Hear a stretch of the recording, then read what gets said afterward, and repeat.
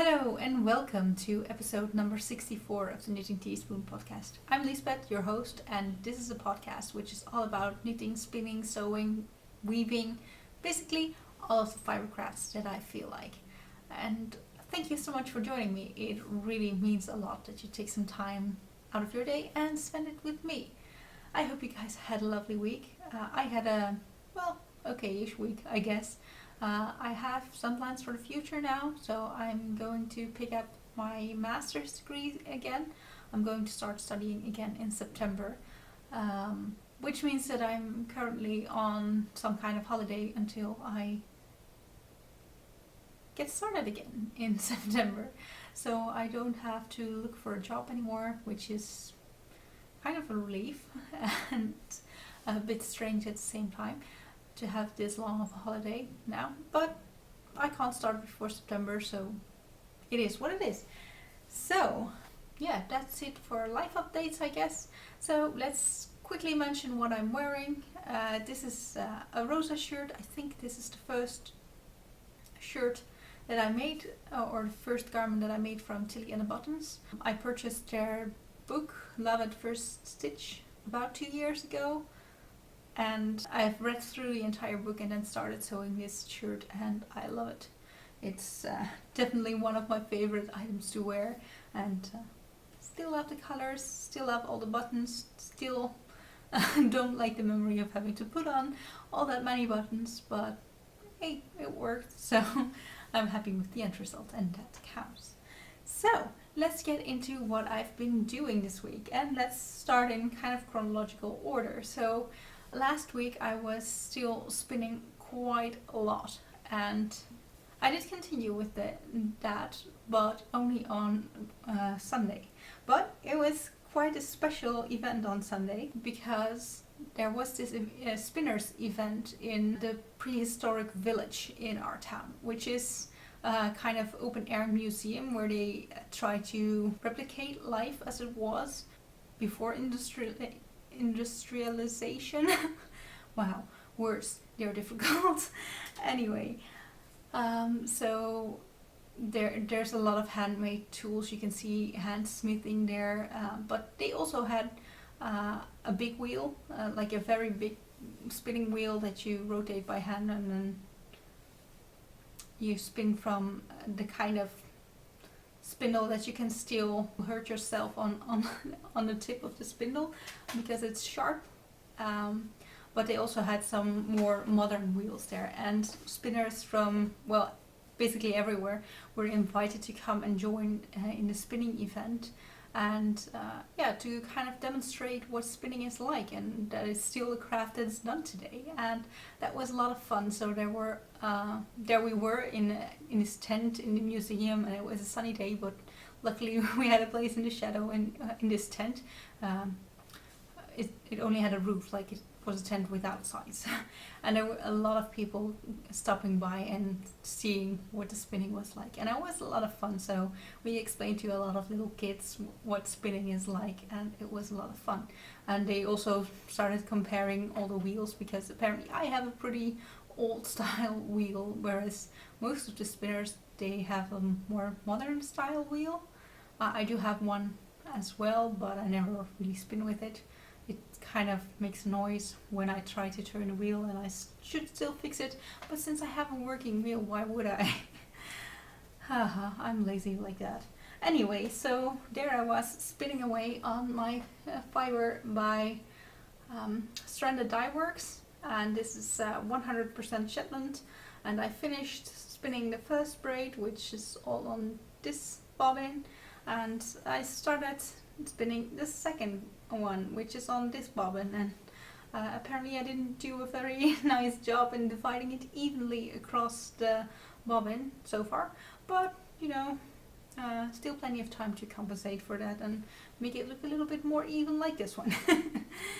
Anyway, but since Sunday I got home and I was completely exhausted, and I slept and didn't put my wheel back together, and I still haven't put it back together. So my wheel, I can take off basically the wheel and a lot of the poles that support the wheel, and the parts that support the flyer and everything.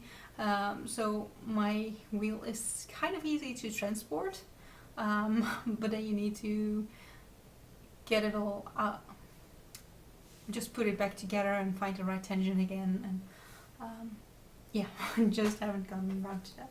So what I have been doing when I got home was weaving this belt for my sister, and I showed you last week while it was still on the loom, and the fact that it's not on the loom now means that it is finished. So it's not 100% even, definitely not, but yeah, it's finished, and I'm really thrilled to have it finished because my sister's birthday is coming up within the month, and I want to be able to finally give this to her. So there's a decent length of band here, so I folded it double now, and I also like the finishing that I gave it on the end. So I just wove through the warp a few times in the same spaces, and then I did some wrapping around to create something that looks a little bit like tassels, and this longer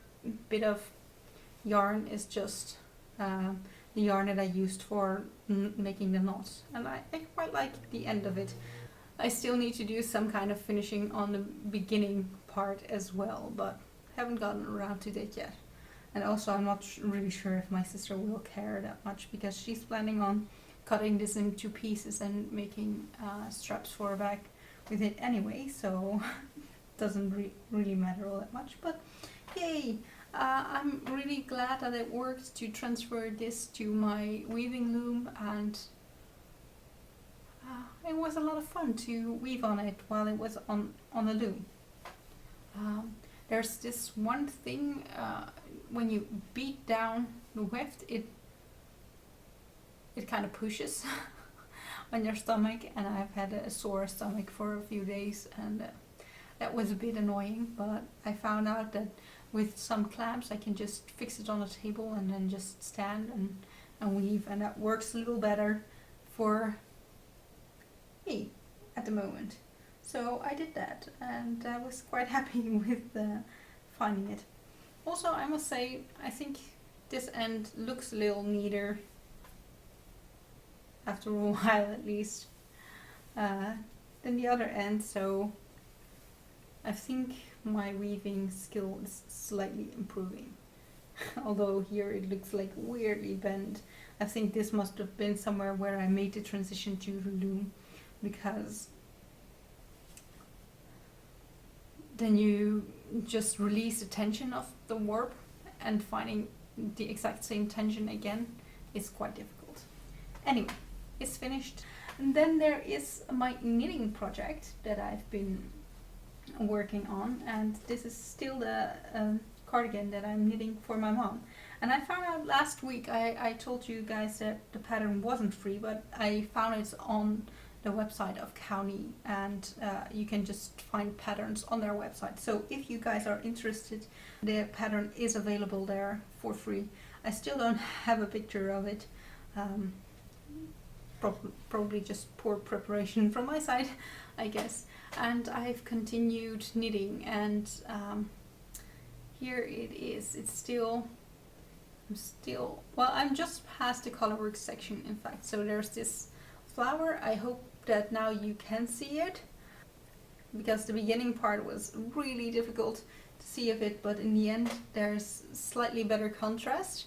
I had to cheat a bit to achieve that, because I wound all of this yarn away to get to a point where the yarn started getting lighter again, because otherwise I thought, I'm just doing all this color work for nothing, because no one is ever going to see it. And I think now that there's a little bit more contrast here, you also see this part better, because it's kind of an illusion of the eye, I think, because you see here that there's something going on. Your mind kind of fills in that it probably continues here as well, and it's curling up a bit. Hope I will get that out of there with blocking, because a bottom band that rolls over to the front of your cardigan is not that nice, I guess. Anyway, so I'm still working on the front panel, though I'm getting close to the point where I need to drastically decrease for the shoulders, for where I need to set in the sleeves. So this is basically the position where it needs to go. Obviously there will need to be a band attached on this side as well, but that's something that will be done in a later step, and I will just be knitting around the entire body and end this piece back on the front with the left side of the cardigan. Also, I made a mistake because this color work was actually supposed to be on the left side of the cardigan instead of on the right side. But that's because I hacked this pattern into a cardigan, because it's actually a sweater that's starting on this side, I believe, on the left, on your left side, and then supposed to be knit this way around. So I was kind of reversing the pattern instructions for the left shoulder, or the left front piece, to start knitting this piece, but obviously that means that the pattern that was supposed to be on this side ended up on this side, but my mom doesn't care, so it will be a nice cardigan if it's symmetrical as well. So yeah, it's a nice bit of progress, and I really enjoyed working on it this week. And then there is one last project that I've been working on, and that is a pillow cover, and it's a sewing project. It's been a while since I've been sewing, and a major reason for that is that my weaving loom and my sewing machine, they kind of share the same spot on my hobby desk. So if one is up, I can't work with the other. And because my loom has been up there for some time now, my sewing machine had to be on the sideline watching what happened.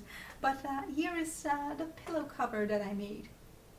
It's a very easy project, I guess, but we have had these pillows for a while, so this is the second pillow cover that I made, but this one I put the pillow in there to get it in shape. But we have these pillows that have a bit of a rounded shape on the bottom.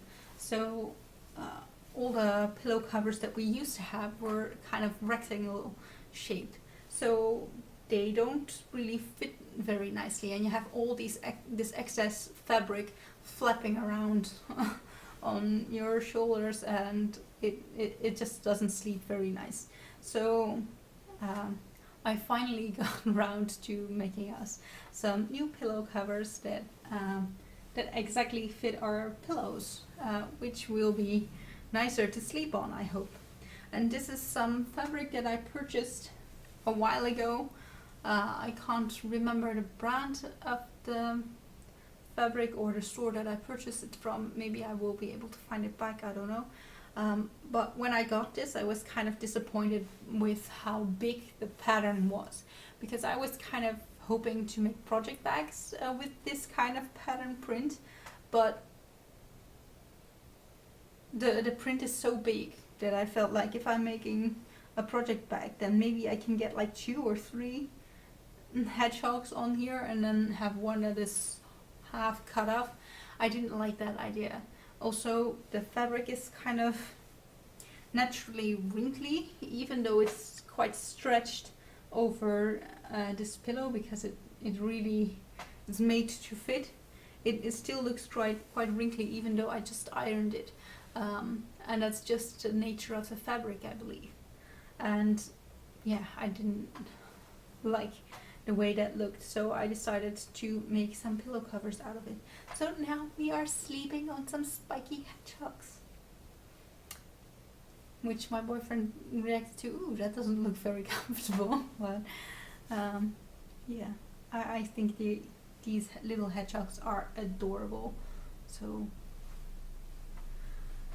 I'm really happy that we have 2 now. And a pillow cover for me is a very easy project. It's maybe a bit more visible if I show it inside out. Then you can see a little bit of what I've done.